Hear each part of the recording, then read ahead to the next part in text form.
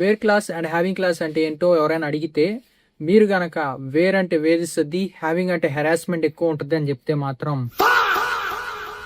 Once again welcome back to sequel series day 3. ఈ రోజు వచ్చి వేర్ క్లాస్ కి అండ్ హ్యావింగ్ క్లాస్ కి డిఫరెన్స్ తెలుసుకుందాం. సో వేర్ క్లాస్ వచ్చేసి నార్మల్ గా ఇది రో లెవెల్ మీద ఫిల్టర్ అప్లై అవ్వద్దు అనమాట. సో హ్యావింగ్ వచ్చి అగ్రిగేటెడ్ మీద ఒకటే అది అప్లై అవ్వద్ది.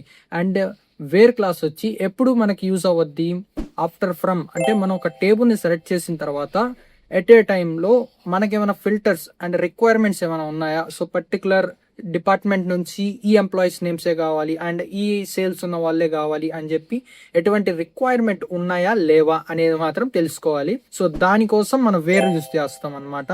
సపోజ్ ఫర్ ఎగ్జాంపుల్ నా దగ్గర ఎంప్లాయీస్ లిస్ట్ ఉంది అండ్ వాళ్ళ యొక్క శాలరీస్ ఉన్నాయి. నేను డైరెక్ట్గా ఫ్రమ్ టేబుల్ అంటే ఎంప్లాయీ టేబుల్స్కి డైరెక్ట్ కనెక్ట్ చేసి రిటర్న్ చేసుకుంటాను. సో ఆల్ టేబుల్స్ వచ్చినాయి. అవి వచ్చిన తర్వాత నాకు పర్టికులర్గా సేల్స్ డిపార్ట్మెంట్లో ఉన్న పర్సన్స్ కావాలి అనుకుంటున్నా. సో దానికోసం మనం ఏం చేస్తాము, డైరెక్ట్గా క్వైరీ రాయాలి. అంటే వేర్ డిపార్ట్మెంట్, మామూలుగా సేల్స్ అయినా కానీ మార్కెటింగ్ ఎవరైనా కానీ డిపార్ట్మెంట్ల కాలంలోనే కదా ఉంటారు. సో డిపార్ట్మెంట్ కాలంలోకి వెళ్ళి డైరెక్ట్గా సేల్ అనే రోని మనం సెలెక్ట్ చేస్తాం అనమాట. ఈ సెలెక్ట్ చేసిన తర్వాత ఆటోమేటిక్గా విత్ ఇన్ సెకండ్స్లో సేల్స్ సంబంధించిన ఎంప్లాయీస్ లిస్ట్ ఎంత మంది ఉందో మొత్తం లిస్ట్ వచ్చి ఇన్ ఫ్రంట్ పడిపోద్ది అనమాట.